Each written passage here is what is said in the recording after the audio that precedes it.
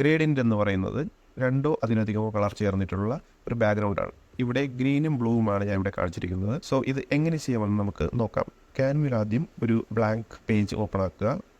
Open ആകുമ്പോൾ ഇങ്ങനെ ഒരു വൈറ്റ് ബാക്ക്ഗ്രൗണ്ടിലുള്ള ഒരു ഇമേജ് ആയിരിക്കും വരുന്നത്, അല്ലെങ്കിൽ ഒരു പേജ് ആയിരിക്കും ഓപ്പൺ ആയി വരുന്നത്.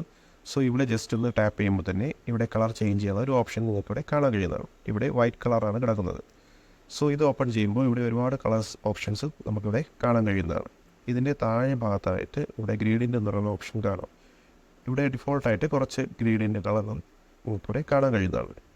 സോ ഇത് ജസ്റ്റ് ക്ലിക്ക് ചെയ്യുമ്പോൾ തന്നെ ഇഷ്ടമുള്ള ബാക്ക്ഗ്രൗണ്ട് അല്ലെങ്കിൽ ഒരു ഗ്രേഡിയൻ്റ് ബാക്ക്ഗ്രൗണ്ട് നിങ്ങൾക്കിവിടെ കാണാൻ കഴിയുന്നതാണ്. നമുക്ക് ഇഷ്ടമുള്ള കളർ നമുക്കിവിടെ കസ്റ്റമൈസ് ചെയ്യാവുന്നതാണ്.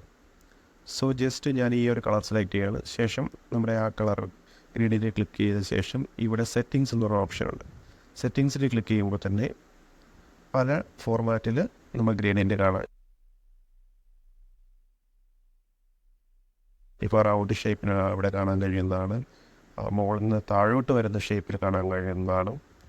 ഇങ്ങനെ ഈ ഒരു 4-5 ഷേപ്പിലേക്ക് നമുക്ക് കാണാൻ കഴിയുന്നതാണ്. സോ ഇതിൻ്റെ കളർ എങ്ങനെ ചേഞ്ച് ചെയ്യാമെന്ന് വെച്ചാൽ ഇതിൻ്റെ ടോപ്പിൽ ഇതിൻ്റെ തൊട്ട് മുകളിൽ വരുന്ന ആ ഒരു ഓപ്ഷനുണ്ട്. തൊട്ട് മുകളിൽ വരുന്ന കളറിൽ ക്ലിക്ക് ചെയ്താൽ നമുക്കിവിടെ കളർ ചേഞ്ച് ചെയ്യാവുന്നതാണ്. ഞാൻ ഇവിടെ ഒരു റെഡും ഒരു ഗ്രീനും ഓപ്ഷനാണ് ഞാൻ നോക്കുന്നത്. സോ റെഡ് സെലക്ട് ചെയ്തു. രണ്ടാമത്തെ കളർ ഗ്രീനും സെലക്ട് ചെയ്തു. സോ റെഡും ഗ്രീനും നമ്മൾ ഗ്രേഡിയൻ്റാണ് നിങ്ങളിവിടെ കാണാൻ കഴിയുന്നത്. So done.